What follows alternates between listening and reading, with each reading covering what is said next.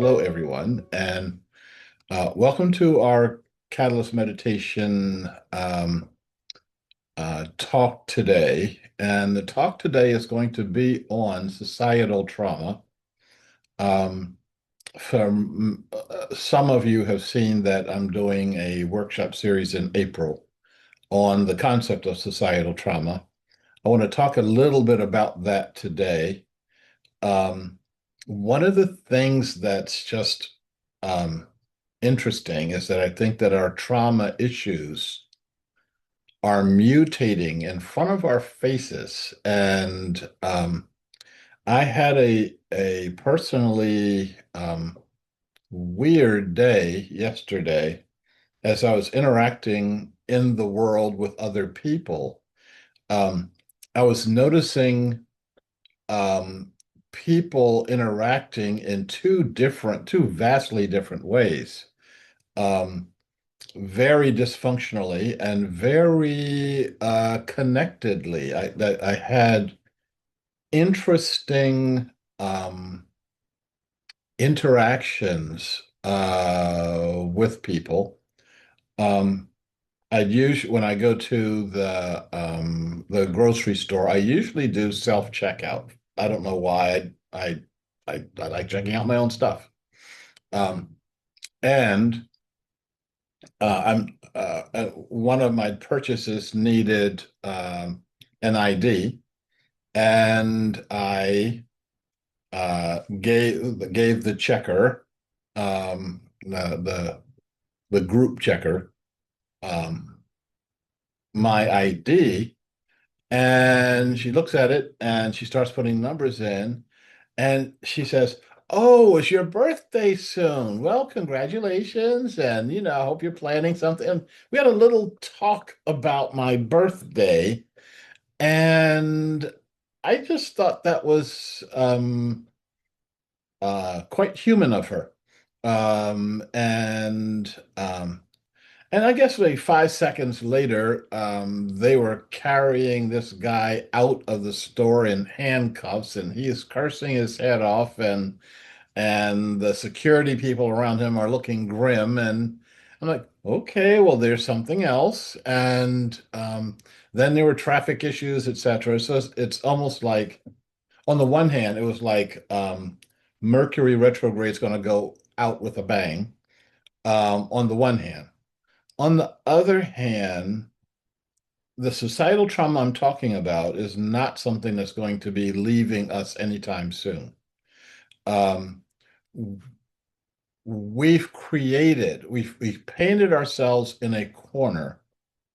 Um, some of us can see some of the toxicity of our society. Generally, when we are of one um, political persuasion, looking at the folks of the other political persuasion and saying, "Oh, those people are immoral." When I look at it, I look at the large sweep of things. And when I'm looking at it, I'm seeing all of us participating in a dysfunctional, suicidal, depressed, depressing um, situation. Um, so many of you know I don't watch television. I have a television. It's over there in the corner, and I'm not sure I've had it on in the last 10 years or so. But when I do watch it, it's generally I'm in a restaurant, and I don't have the ability to turn myself away from the TV, from a TV screen. And um, there were people on the screen. There's no sound, so of course you have no idea what they're doing. And they're engaged in some idiotic contest, and everybody's laughing and smiling and jumping up and down, and the host is introducing this and that and the other. And you could look in the people's faces and see that they were not having fun, that they were told to have fun, that they were told to smile and jump up and down. And if you smile and jump up and down, you get to stay on the screen.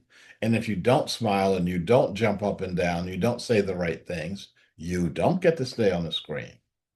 So we acquiesce in a society that doesn't fit our we it's almost like we don't even have an inner life. Not only it doesn't fit our inner life, we don't even know what our inner life is. We're working in order for us to retire, and then when we retire, we sit around and watch TV until we drop dead. Many of us, an unbelievable number of us, are on medications to get us through the day. Um, we don't know how to function without those medications.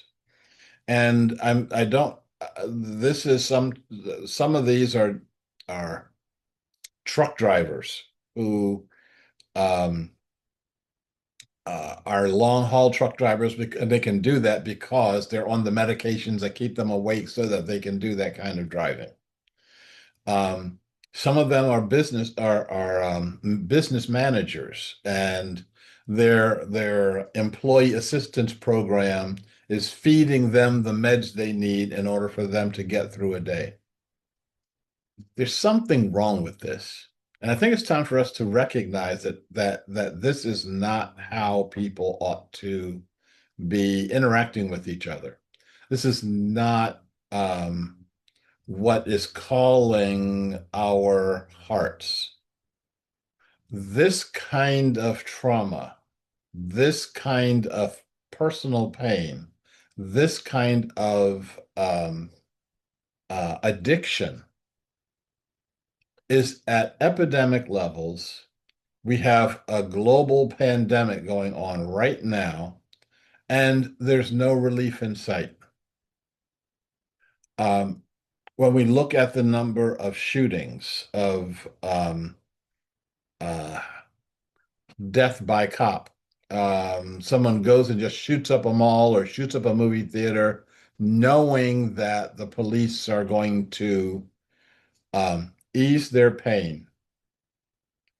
Um, they want some way out of their pain. Someone said that that person doesn't necessarily want to kill themselves. They just want the pain to stop.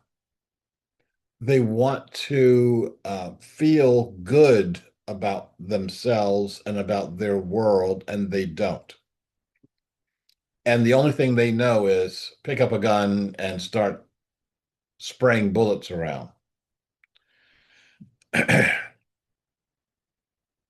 So I started looking at how the toxicity of the society creates the toxicity within the people in the society, and that then goes on to create more toxicity in the society, and that creates more toxicity within these people. And this goes round and round. The problem with this, and by the way, I'm going to get off the subject in a minute of what the problem is and start talking about the solution. As you know, I've been very critical of so-called leaders that spend all their time talking about problem, problem, problem, problem, problem, and they don't offer any solutions on how you resolve the problem. Um, and I'm going to do that. No, I'm not going to do what they do. I'm going to give you some solutions to the problem, um, and some understanding of why it gets worse. The reason it gets worse is that for many, many, many people, um, they see their problems um, not as problems, but as marketing opportunities. That um, the pharmaceutical companies see the problem as um, put more drugs out there. They're already making multiple billions of dollars on antidepressants, antipsychotics, um, all the stuff that gets you through your day. And it doesn't work. And so then they sell the next round. And these in conjunction with these will work. And it works for a few months, and then they stop working. Your brain gets smart and says, wait a minute, this isn't what's really going on. And then they sell the next level and then the next level. And people think that that's okay because somebody's making billions of dollars from this. And the people who are working, making the billions of dollars, they don't want the problem to be solved. They don't want a cure. They want to manage the problem. They want to keep the problem going, which will keep their profits going, keep their research facilities going, and keep them their companies profitable even at the expense of the lives that are being wasted. You listen to some of these commercials where people are talking about, oh, I feel so much better now that I take such and such a drug. And in the fast talking part, side effects include violence, murder, uh, suicide, and how is that a side effect? We need to rethink our entire approach to life. The problem is that that's not life. That's a system that keeps us trapped. Been talking about that system, the breaker system, for a long time. Been talking about the solution to the breaker system, but not from the point of view of that person inside, what is happening inside of the the person going through the depression, the person going through the despair, the person going through the lack of fulfillment, um, and we need to do things differently. So let me share with you a couple of uh, stories of what does it mean for us to be functioning in a healthy society? What does it mean for us to be functioning in a society where people have a sense of their good? They have a sense that things are getting better, that their lives are getting better for their children. That there's a sense of uplift. There's a sense of I'm on the that we are coming in together, and all of this is moving in the right direction and on the right side. Let me give you a very small taste of that happened just yesterday. Had a full day yesterday. Um, I'd gone somewhere I gone to Goodwill to buy some books. And by the way, if you don't know, Goodwill's a great place to buy books. I'll if we can do a book review some other time. So the guy behind the counter looked at my button, creating a world that works for all, and he's trying to parse it. And because I'm wearing a button, that generally means that I'm on one side of our social divide or the other side. And he's looking and trying to figure out what side I'm on. And you can't do that. There's no side. Um, the um, um, So he said to me, "Oh, that's like you want the world to be a better place." And I said, "No." I said, "Wanting the world to be a better place was Adolf Hitler's goal." And his eyes almost fall out of his head, and he's thinking about this. And he says, "Well, yeah, Hitler wanted the world to be a better place for a very, very narrow group of people." I said, "Yes."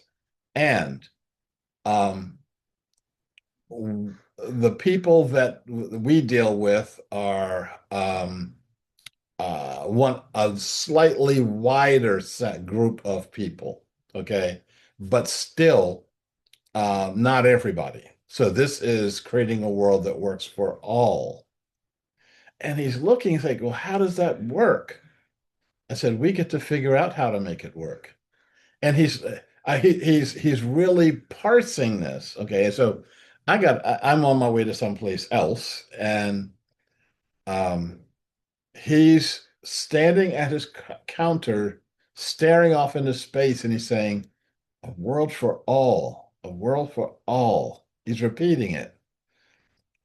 And I said, okay, I'm going back in a couple of days and see how he's worked on this. But all of a sudden, possibility is awakened for him. Possibilities that did not exist um, prior to him looking at my button and us having this little, very tiny conversation. Um, I'll go back next week and hand him a card, and then we'll have a conversation about all this. So,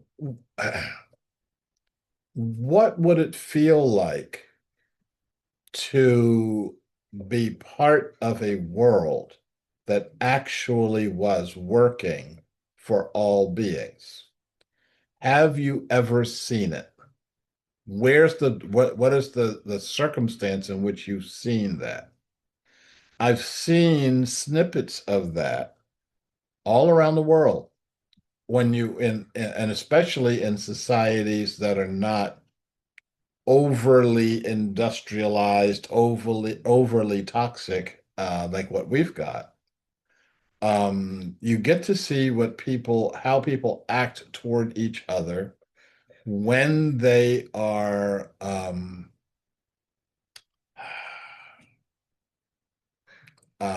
freed from assumptions that rob them of their humanity, that rob them of their purpose in life, that rob them of their divinity.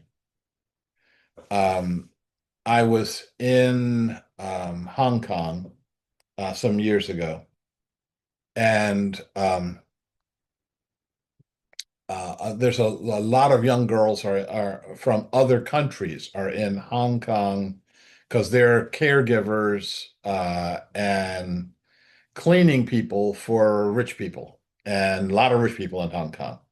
So they have Sundays off, and so they go down to a particular square, and you'll see, 10,000, 20,000 girls from the Philippines, and they're all braiding each other's hair. And they're all talking at the same time. How they can hear each other, I don't know. And there was this just sense of I've got drudgery for 6 days out of the week, and for this one day, um, I get to be a human being. I get to be with people who actually like me. I get to connect. We get to connect with each other, etc. Um, I've been in societies where that sense of connection happens 24/7, and that gets really interesting. I remember being in Ladakh, and Ladakh is that piece of land that's northern India. And if you look where India and China meet, it's that a very contested area right there.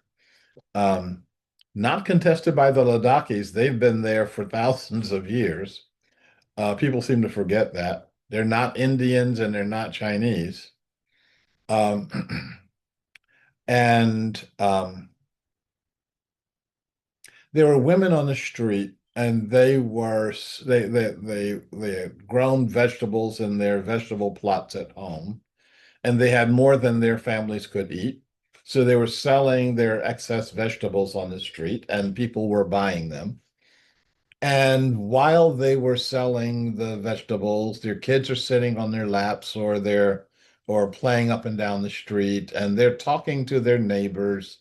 And there is this relaxed quality to their lives. The kids are running around because everybody knows the kids are safe. Everybody knows everybody else on the street except for me, and I look harmless. Um, Everybody is interested in in selling their vegetables, but they don't have to. They're going to eat that night. They will have a way of connecting with each other. Um, they they don't have to scramble to worry about paying rent. There's no such thing as rent. The land has been in their families for 1,000 years. Um, they know what they're doing, what their parents did. They're doing this, and they know their kids are growing up knowing what they're going to be doing when they get mature.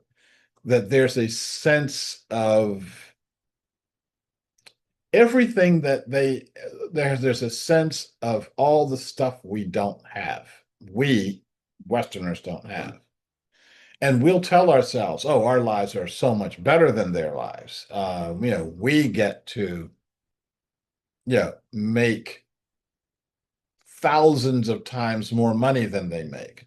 So what if you're not happy inside?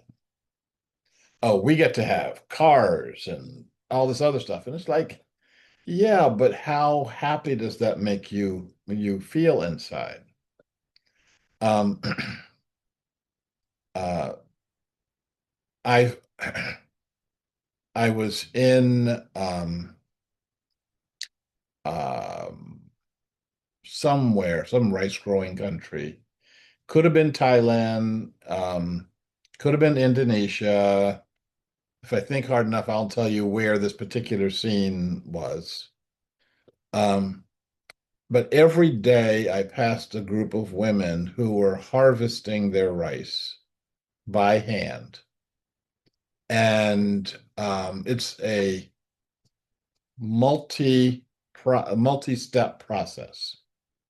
Um, Somebody has to be there with the knife and cut the long blades of rice down.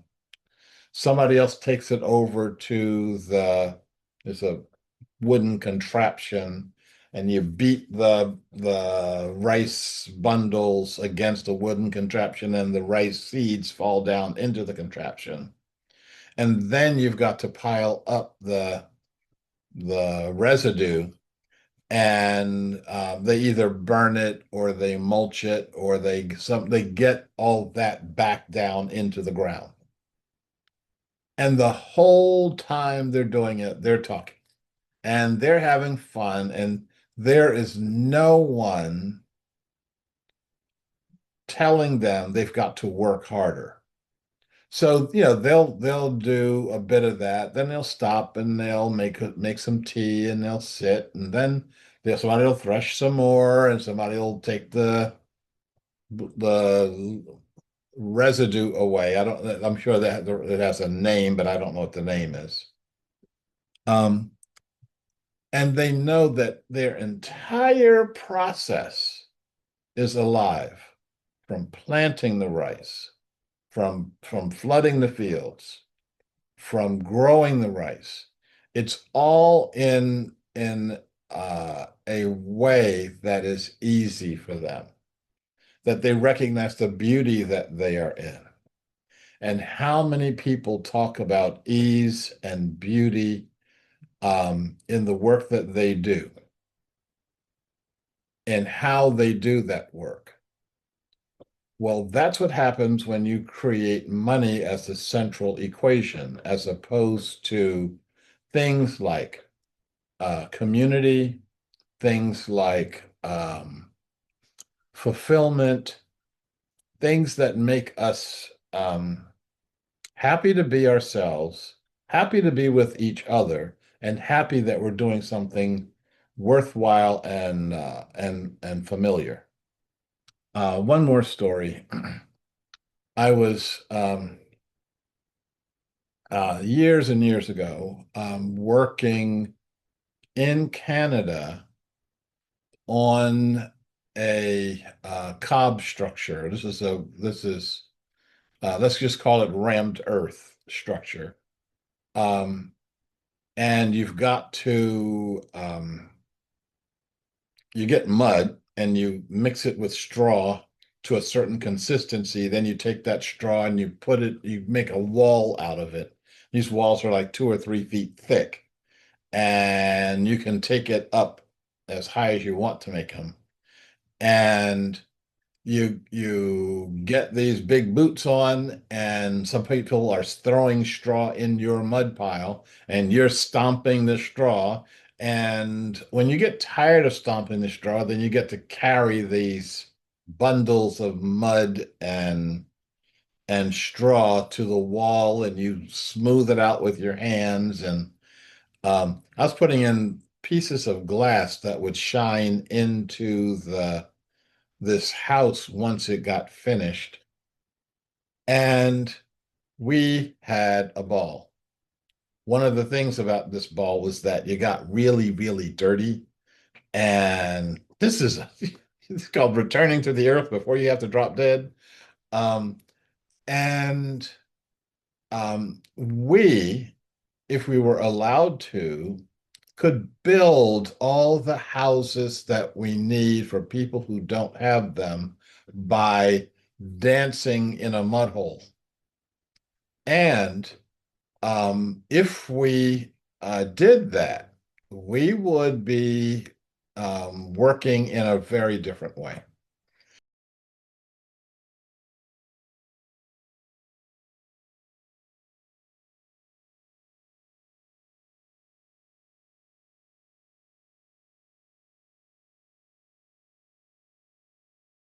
Hello, everyone, and welcome to our Catalyst meditation, our Thursday weekly Catalyst meditation.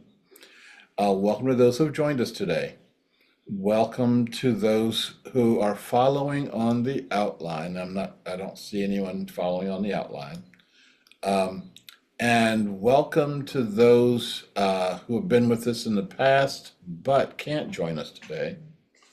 One of the things that we do is a centering meditation for a few minutes. We do that by synchronizing our breath. And I'm going to invite us all now to do that. And if you can breathe in,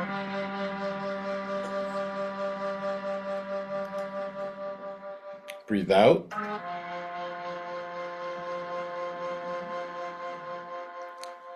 breathe in,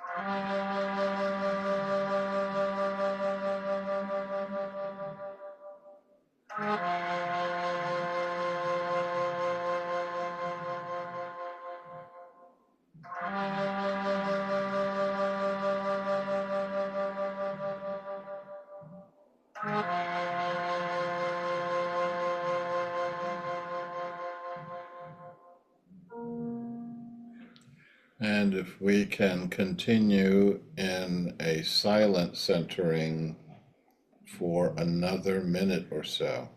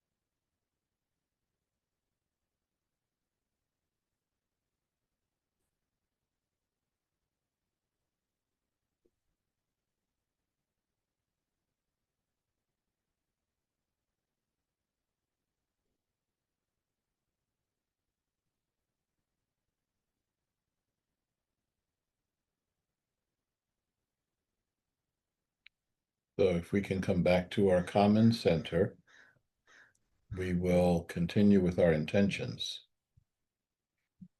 As the imaginal cells within the chrysalis come together to form the butterfly out of the disintegrated caterpillar cells, we come together to form a gateway for the meta-consciousness of the mind of Gaia.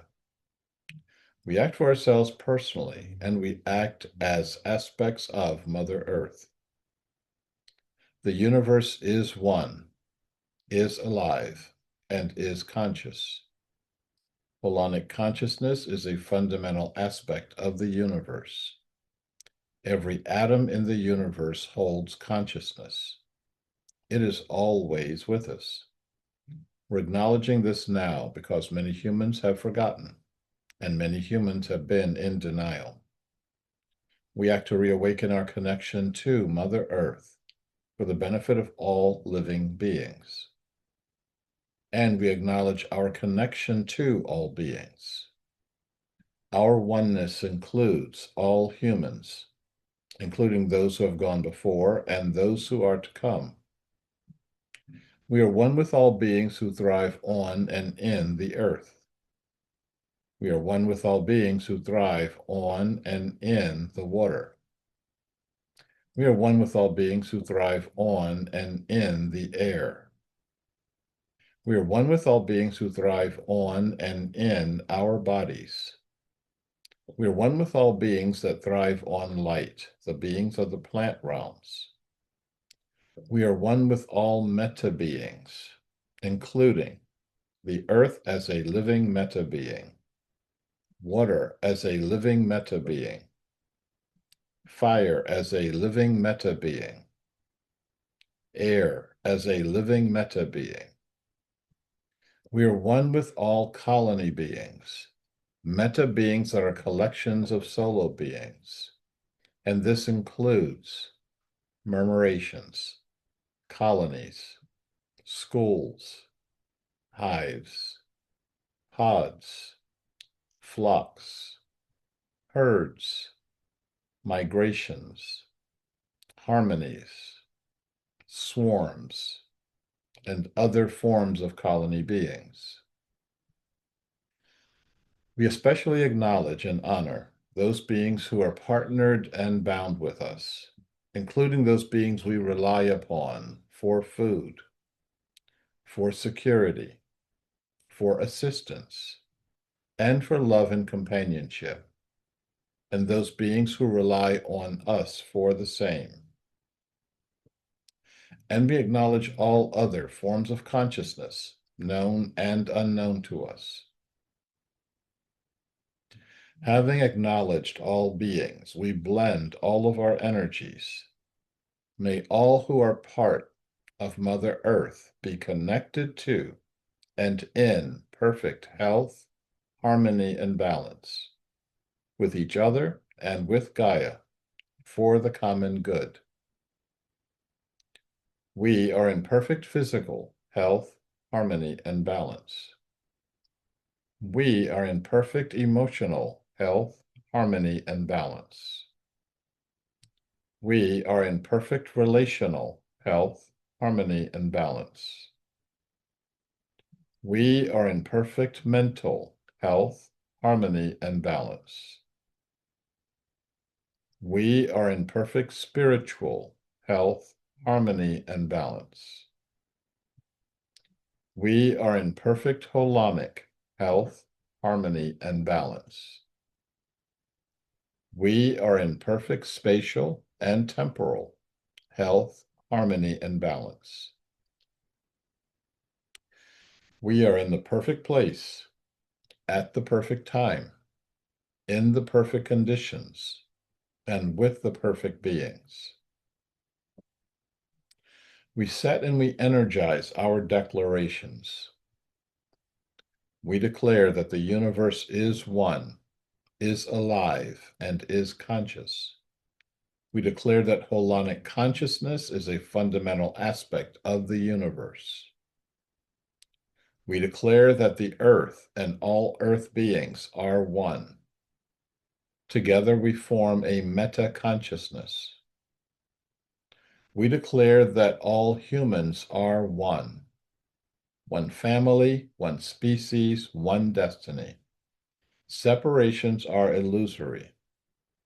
We awaken human consciousness from all illusions of separation. We declare that humans are colony beings. We deepen and expand our human murmurations, our human harmonies. We declare that Mother Earth is the ultimate governing principle, the way that humans govern their behavior on this planet, replacing all other forms of human governance. This is the way our behavior aligns with the will of the earth. We declare that Mother Earth is providing all necessary resources to achieve the vision of a world that works for all living beings. We declare that we are creating a political and economic system where all beings participate in it. All beings are in relationship with it. All beings own it. All beings benefit from it. And all beings govern it for the common good. So we'll now meditate within this holonic energy, within the holonic energy of Mother Earth. We will be listening for messages that we may receive that we can bring back to others. We'll be making any personal requests that we may have. and will be deepening and expanding our human experience of our human murmurations, our human harmonies. We'll do this for the next 8 to 10 minutes, and we'll start right now.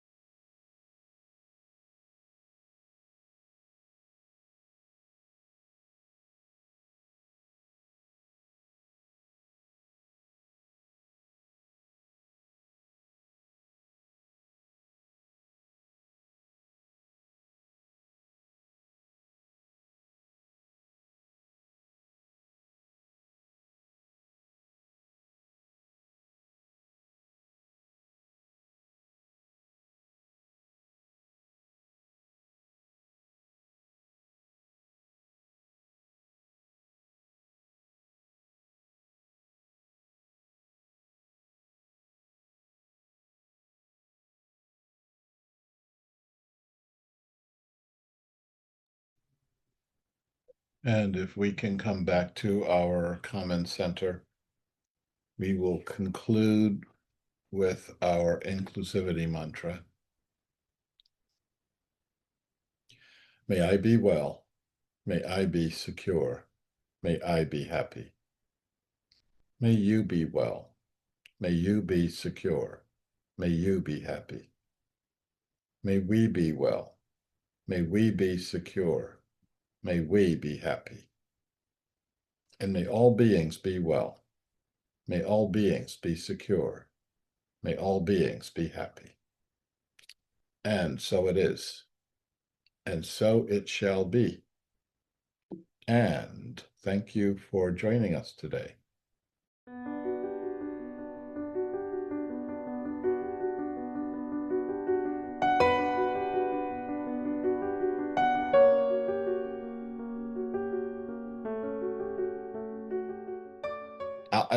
I'm going to make this personal to me.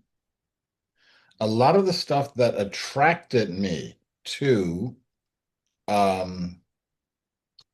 my expression of faith when I was 10 years old, 12 years old in St. John's Episcopal Church was not the norm.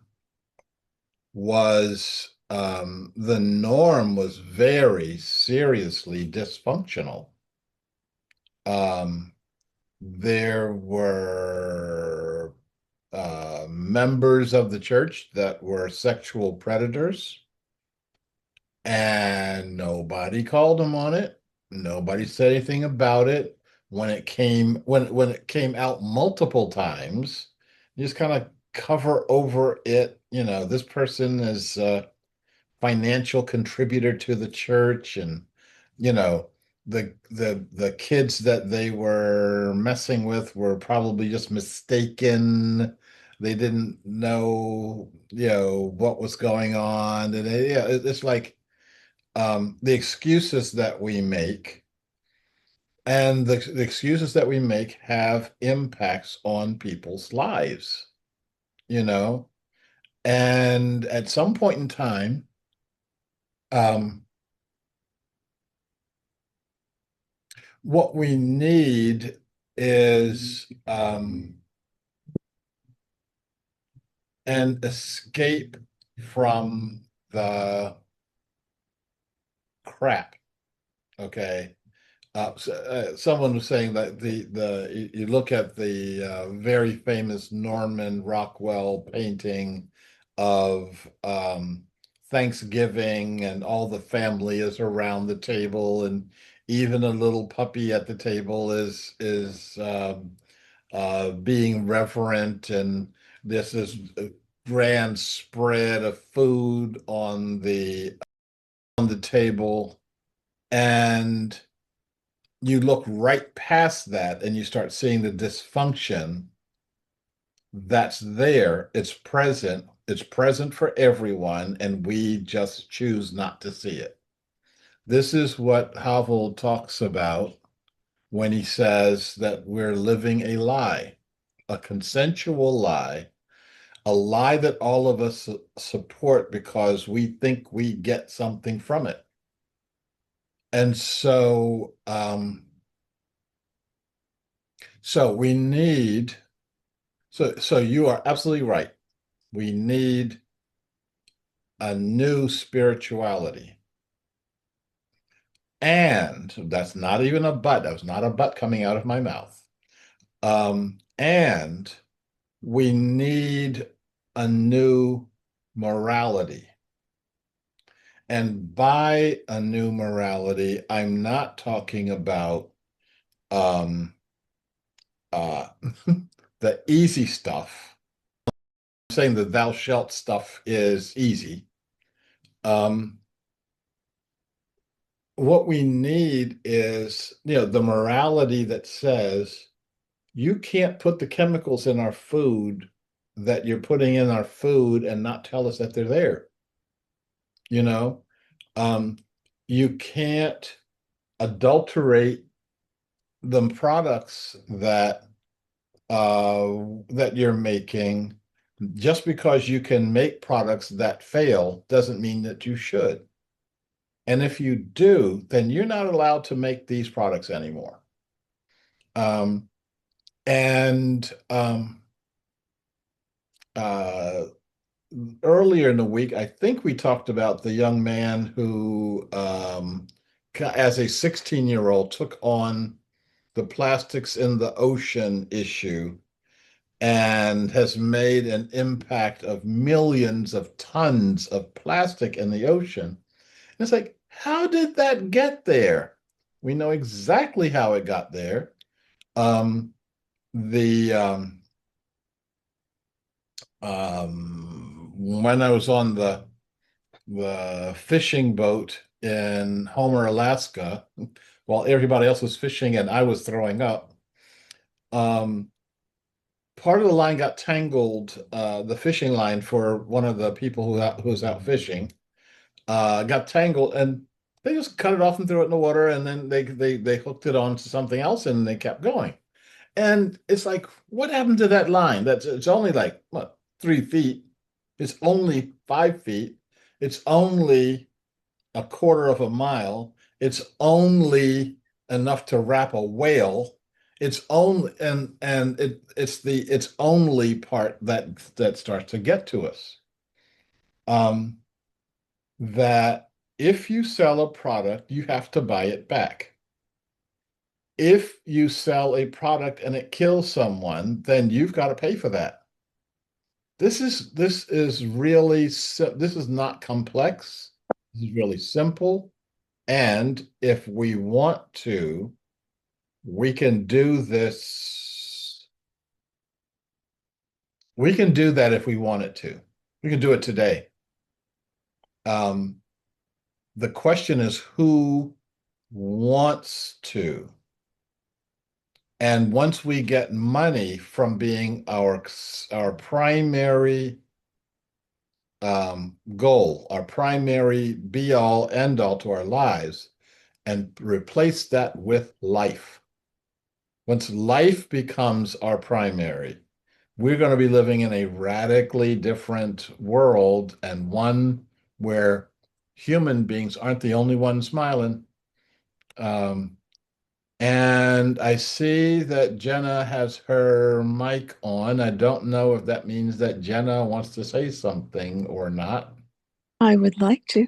Well, there you go. Um, Stepping back to your starting point, uh, that you feel our young are sort of clueless about what a better life would be like. And I remember when I was younger, coming out of college, making that transition into adulthood was making that transition into being independent, being responsible for myself. And yes, it was focused on starting to work, finding a place to live, and so forth. And then I remember in my 30s, mid 30s, after finishing leading a 2 year project that was a major project, and all that how it exhausted me and yet got me promoted, there was a part of me that started asking, is this all there is?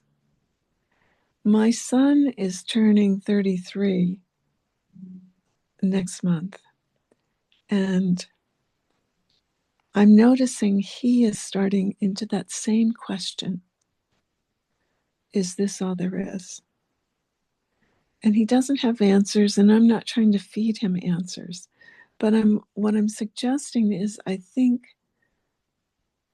it may be part of that maturation process that our youth may not, they've grown up in a materialistic society. And to start being responsible and independent, that seems to be the path to follow. But perhaps it's not in the 20s that they start asking deeper questions.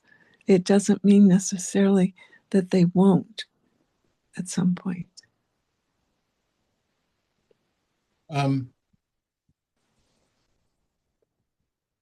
I Number one, I agree with you. I think that's my job is to agree with everybody, at least for today. Um, but no, did a butt just come out of my mouth? Um, Yes. okay, I'm going to stick with it. But um,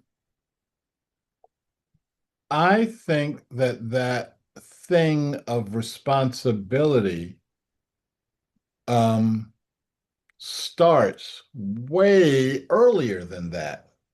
And I remember um, raising my daughters where they had responsibilities as soon as they could stand up. They had things they had to do, and they wanted to do them. Um, you're going to help set the table. You're going to help wash the dishes. You are going to clean your room up. You're not going to do this until you do that. And each thing that we were doing, um, my wife at the time and I were doing, each thing that we were doing helped them to become more um, responsible in themselves, responsible in our little microcosm of society called a family, responsible in the larger sense of, yes, you've got things that you've got to do. Um, yeah, you've got to finish your homework and you don't get out of it. It's like when you finish that homework, you got more homework. Um, and then you graduate and then you get more homework. Um, and um, so our right now, I see kids who have absolutely no responsibility for anything. And they got that from the time they were 6 months old. I watch people, and I'm sitting in the coffee shop, I'm looking out on the street, and I'm seeing people following their children. The kids are in the lead, and they're walking wherever they feel like going, and the parents will follow them this way and follow them that way. And it's like, how are you instructing them how to live in society when you're not giving them any instructions? Well, Well, I, wait. So they'll say, we don't want to suppress their curiosity. Well, good. Don't suppress their curiosity, but tell them if you drop that on the ground, you have to pick it up and put it in the trash can. Okay. I mean, you can help them um, express themselves, but you can do that in such a way that they actually do learn something. And Esther just said, and I don't have my glasses on, so I'm guessing at what Esther said. Um, Sometimes the best way to lead is to herd them from behind. Yes, that is a technique. I don't see these parents doing that. Okay, I don't see. Um, I told you my maybe I didn't tell. I'll tell you again because I think it was a great story. Um, Me and my daughter, my eldest daughter, and her macaroni art that she was able to put on her refrigerator. And I told her, I said, this isn't good enough to put on the refrigerator. You didn't try hard enough. And she's like, I want it on. I said, go do a better one, and we'll put that one on the refrigerator.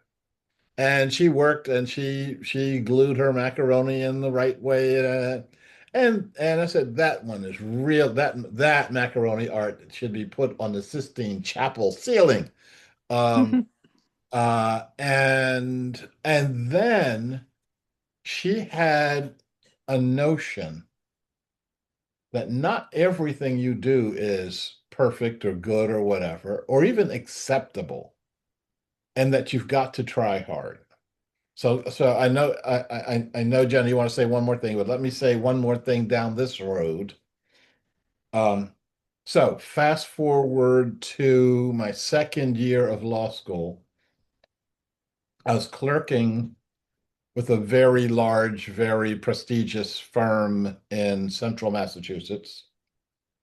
And one of the senior partners gave me a task to draft a memo for a court on some issue that is irrelevant to our story here. And so I drafted the memo. It was about 5 pages. It answered a question that was a question for the court to answer. And I went to the senior partner's office and handed him the folder with this memo in it. And he took the folder and he held it up in the air. He didn't open it up, he held it up in the air. And he said, "Is this the best that you can do?" And I said, you asked me a question. I answered the question. The answer's in the file.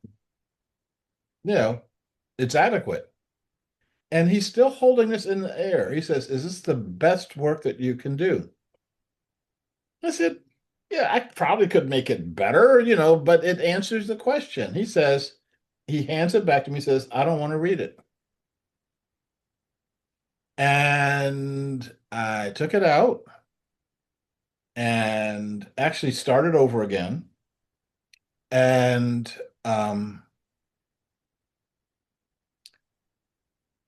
a day later, I went back. And it went from 5 pages down to 3 pages. And held up, he held it up. And again, he says, "Is this the best work that you can do?" I said, "It's not only the best work that I can do, it's the best that anyone can do."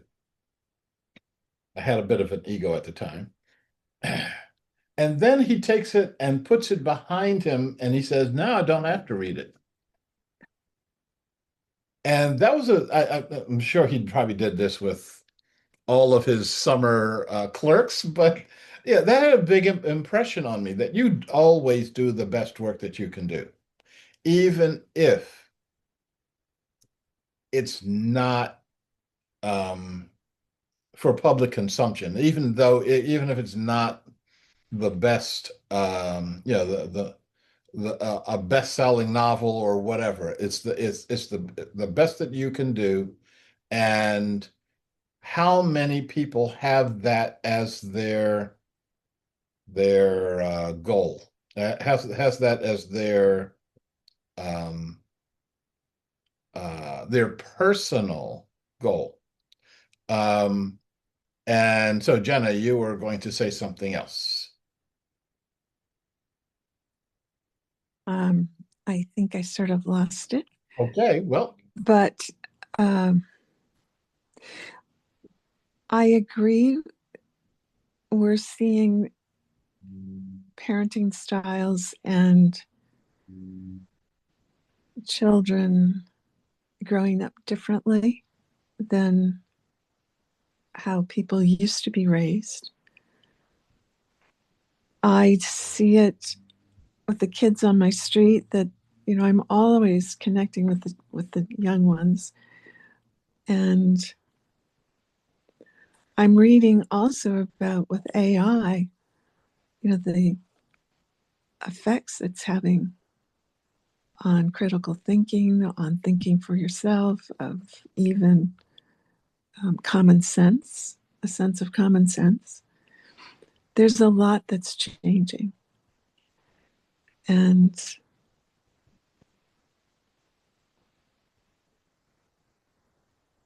I guess,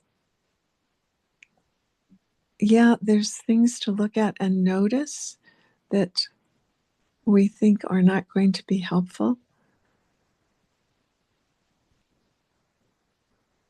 at the same time, I tend to want to be focusing more on what will be helpful. And the question for me is, what actions are going to bring that about? What will contribute to masses of parents starting to realize, oh, I need to be doing things differently, Well, uh, or whatever needs to change. Um, I'm trying to find that balance point between looking at what's not working, but how does that move us forward unless we have some ideas of what we can be doing instead? um, this is, I believe, a really important point. Um, I'm going to be making this point, I believe, very forcefully when we get into this April series on societal trauma. And the point is this: we have to have a focus for ourselves personally, for our families, and for society as a whole. And our society gave us this focus back in the day when we were kids, although that focus was largely a lie. Um, I remember, as you do, um, watching the CBS Evening News, watching Walter Cronkite, unless you did the Huntley and Brinkley folks. You needed two of them to match Walter Cronkite. Um, and they told you what was going on in the world. They gave you a way of looking at the world, a way of seeing what was going on in the world. This is the world according to Walter Cronkite, the world according to Huntley and Brinkley. And our um, our sense of self and other came from that view. And if the people giving you that view were honorable people, then you came up with an honorable code. But right now, when you start asking the question, what is it that we believe? What is it that we want? What is it that is the center of our society? I think that that has to be this right here. If you are not acting to create a world that works for all living beings, then we need to redo whatever it is that you're doing. I can tell you that most people don't have that as a goal. I could tell you that most people who say that that's their goal, it's not their goal. They've got some other goal they're acting on, and they're papering over by saying, "Oh yes, I want the world to be a better place. Oh yes, I want a world that works for all. Oh yes," and then they create a world that works for all Democrats or all Republicans or all MAGA or all some very small subset of the world. Um, we are not even engaged in conversations that will begin to get us to a world that works for all living beings. Now, as soon as the earth changes that I am predicting, and people like Ilarion and all of the keeper leaders are predicting, when that starts happening, and we realize money doesn't work anymore, and we realize that military power doesn't work anymore, we're going to be looking for something else, and they're going to and we are going to be looking at the people who have been saying this for 30 or 40 years or so. How do we create a world that works for all? It's like, okay, that's a really good question. Now let's start working on that. And as you are working on that, you will notice that something starts to change inside your heart. First of all, for many of us, we may discover that we actually have a heart. It's not just a blood pump. We'll notice that we feel responsible for more than just ourselves. We feel responsible for um, all the things that are going on. And we stop feeling as though we are helpless to make that change. We'll start noticing that the place that you make the change is right here. And then from here, it goes out into the world. But if we're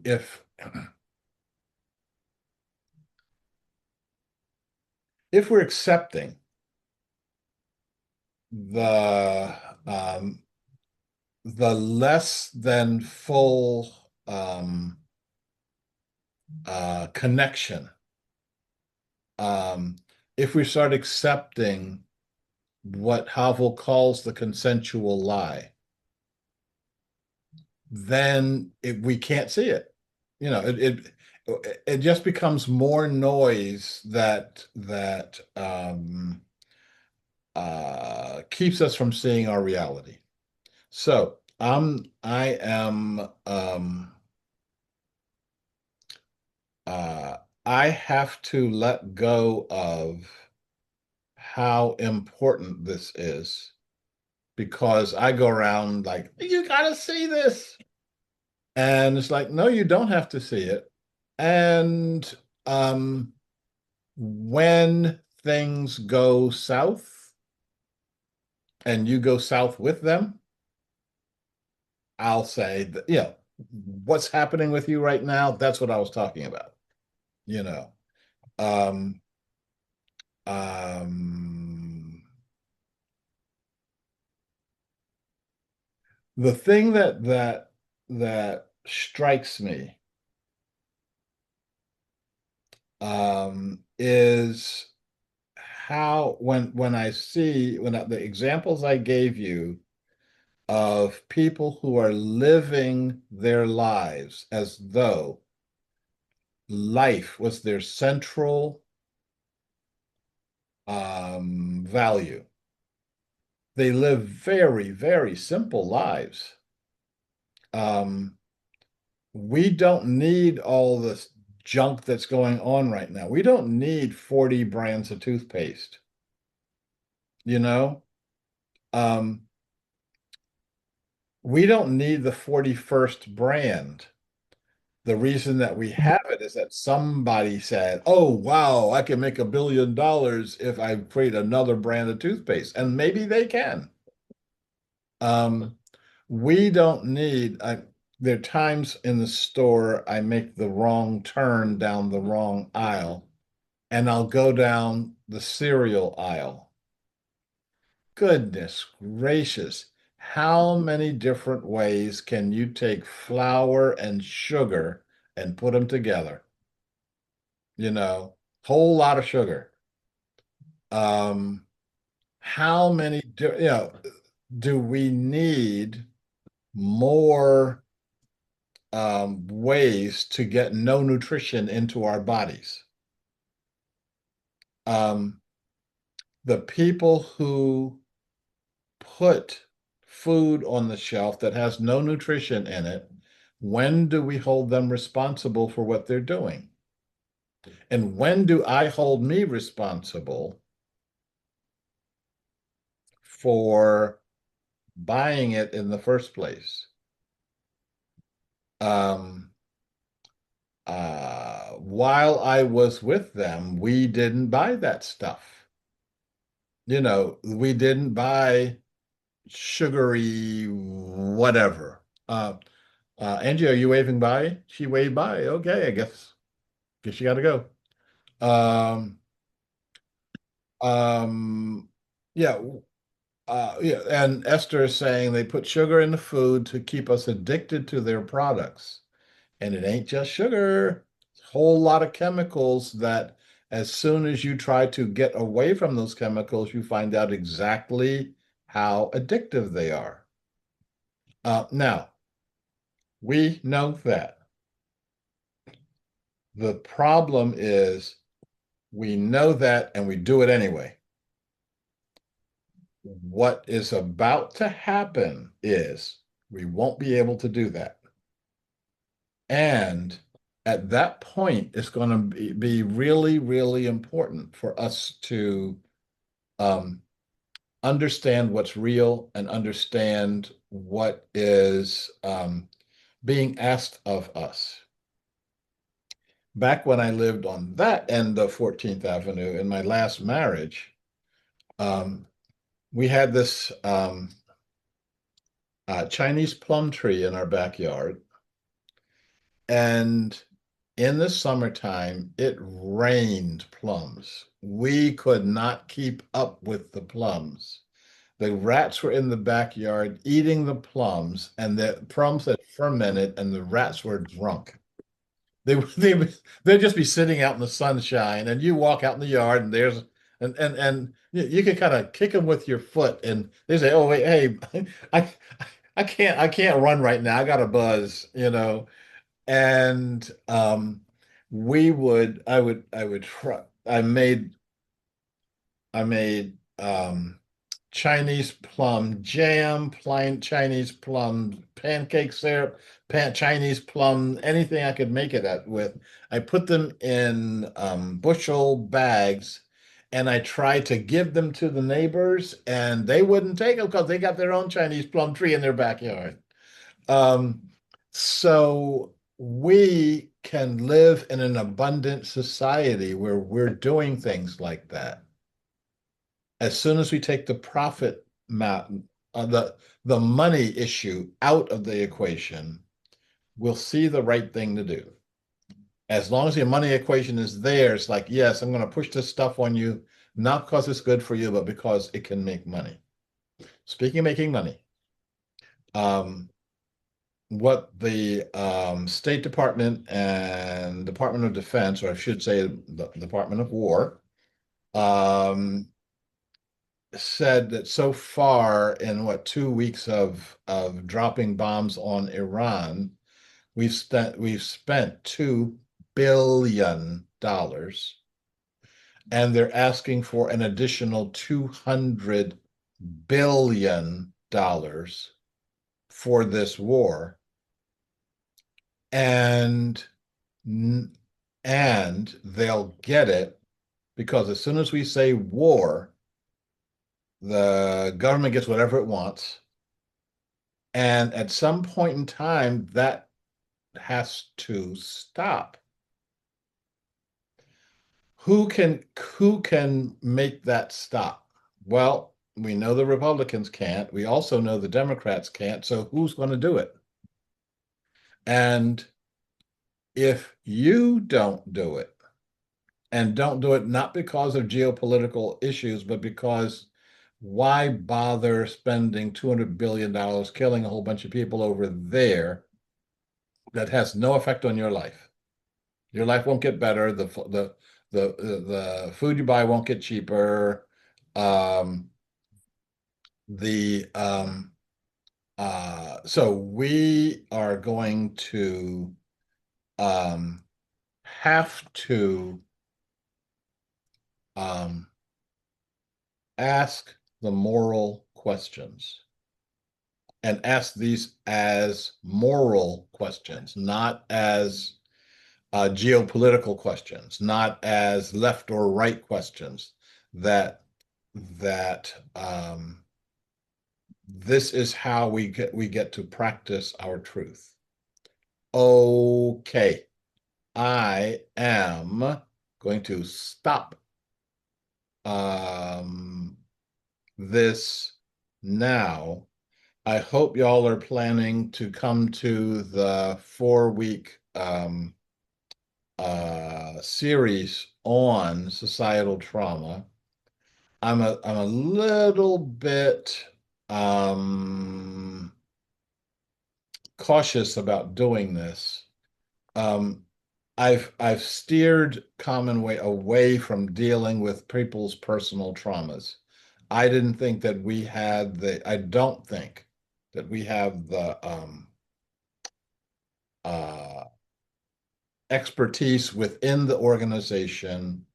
I don't want to take my time focusing on one person's issues regarding, their parenting 30 years ago that's having traumatic effects on them now.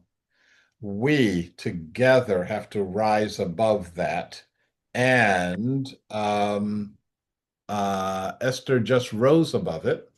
And only got a couple more people on the line, so let me go ahead and wrap up now. Um, and look forward to you being part of that group and looking forward to addressing these questions at a deeper level. I will talk to all of us at another point in time. Talk to you later. See you and bye.